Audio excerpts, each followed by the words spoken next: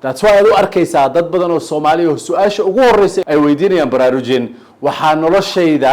ka qaldan in aan ahay ama aan dareemayo procrastination haddaba saddexdan waxyaalood waxay kugu kaalmeynaysaa oo aad iyo aad simple ah inaad noloshaada aadan ku noolaanin urgent ama mar walba inaad ku noolaanin last minute inaad ku noolaanin laakiin aad wax ka qabato marka aad baraarugsan tahay waxa aad sameynaysaa waxa dantu kugu jirto inaad qabato una qoyan tahay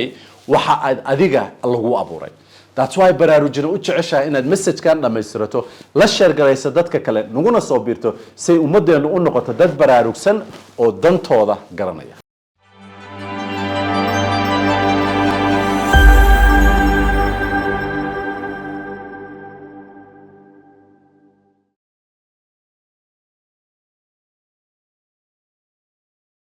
بسم الله ومالين سنينة meeqa qofood oo Soomaali ayaa taqaana oo wata liis ama waxa ay sameyn lahaayeen ama maalin ama week ama bil inta aan arkay waxa ay ka yar tahay in lagu tirin karo shanteedan farood inteena kale waxaan wax walba ku wadanaa maskaxdeena that's why aad u arkaysaa dad badan oo Soomaali oo su'aasha ugu horeysay ay weydiinayaan baraarujin waxaa noloshayda ka qaldan in aan ahay ama aan dareemayo procrastinations waxaa kalifaya in aadan lahayn waxyaabaha fudud ee qofka bilaadanka u sahlaya maalinkiisa isniinta oo kale in aad fahanto in aadan noloshaada aadan ka dhigin ama aadan ku xallin qalbigaaga iyo maskaxdaada only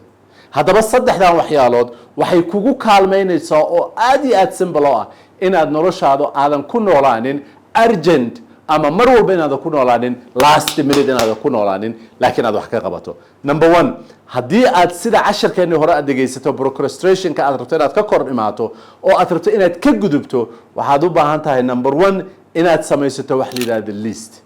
waxa aad sameyn lahayd inay ku qoreen inaad leedahay qorshe warqad ku qoran inaadan maskaxdaada u isticmaalin iyo qalbigaaga storage inuu yahay wax kasta inaad ku xalliso qalin iyo warqad waxaa la yiraahdaa haddii dareenkaaga kugu jira aad la fariisato warqad oo aad qorto dhibaatooyinka iyo waxyaalaha aad qabto waxaad u arkaysaa dhibaatadu inaysan gudahaaga ku jirin ee warqadan ay ku qoran tahay oo naftaada ay ka baxsan yihiin laakiin haddii wax kasta ay gudahaaga ku jiraan waxaad u eg tahay dhibku iyo dhibaatadu inaad adiga tahay ama qalbi ahaan ama qof ahaan ay kugu jiraan si aad arrintaa uga badbaado waa inaad samaysataa warqad ay ku qoran yihiin waxa aad rabto nolosha inaad ka qabato oo ka baxsan adiga maskaxdaada ee banaanka ku qoran number 2 waa inaad isticmaashaa rule-ka la yiraahdo 80-20 oo ah inaad kala hormariso habka ay wuxuu u kala horeeyaan sida ay u kala degdegsan yihiin sida ay emergency u kala yihiin iyo sida aad u kala dambaysiin karto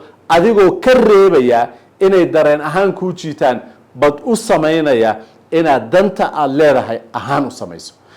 remember guul haddaad maqasho ama success haddaad maqasho way ka fududahay guul darrada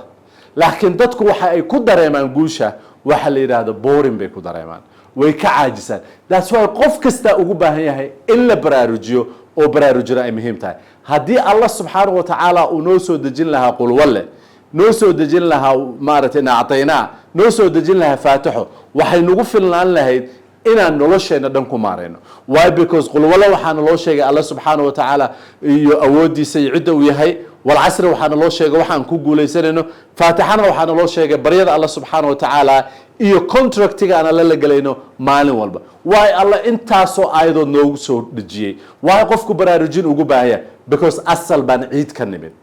asalkeeni baan ciid ka nimid waxay muhiim ku tahay mar walba inaad hesho baraarujin outside kaaga oo biyo kugu daataa si aad gudaha uga soo kacdo oo aad u xasuusato dado the reason Mondaydan baraarujin message-kan ay u soo dejisay it's for me inaan xasuusto inaanan problemkayga qalbiga ku wadanin aan warqad iyo qalin ku qoro oo aan wixii igu soo dhaca si aan iskaga soo saaro number 1 aan u qora number 2 inaan u kala hormariyo rule-ka la yiraahdo 80-20 say waxaan u kala horeeyaan maxaa emergency ah maxaa urgent ah maxaa important ah maxaa degdeg u baahan loo qabto maxaa dib u sugi kara maxaad u baahan tahay inaad cid kale u dhiibto maxaad u baahan tahay inaad dhagahaaga ka furaysato inaad saas u friiso number 3 remember ma samayn kartid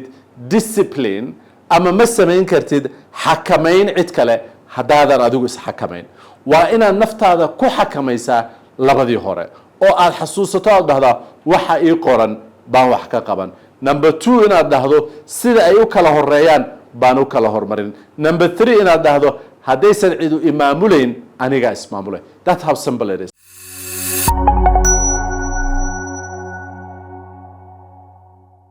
haddaad intaas samayso waxaan kuu sheegi doonaa inaad wax qorto muhiimadda ay ku leedahay iyo saad u samaynayso ah number 1 maskaxdaada inaadan storage ka dhigan remember feelingkaaga iyo dareenkaagu waa midka wadnahaaga iyo qalbigaaga iyo maskaxdaada iyo qof ahaantaada ku wada yaysan noqonin inay wuxuu adiga kugu jiraan ay ku wadaan laakiin ha noqdaan waxaad samayn karto oo aad bedeli karto inay noqdaan number 2 in aad samayso importantiga ama urgentiga inaysan mar walba aadan ku noolaa noloshaada urgent haddaad ku nooshahay nolosha ama aad ku nooshahay waqtiga emergency-ga waxaadan fahmin oo aysan maskaxdaada iyo caqligaaga u diyaarsanayn inaad fahanto waxa importantiga ah oo nolosha ku ah intaysan urgent noqon ama aysan emergency iyo ambulance aysan noqonin inaad ka hormarto iyo kan ugu dambaysa inaad fahanto adiga controlka iskale adiga ah qofka mas-uulka oo laga rabo inuu nolosha wax ka qabto oo uu fiiriyo oo tilaabada iyo tusaalaha qaado waxaan alla ka baryaa subxaana wa tacaala in aanan successka ama guusha aanan isniinta u arkin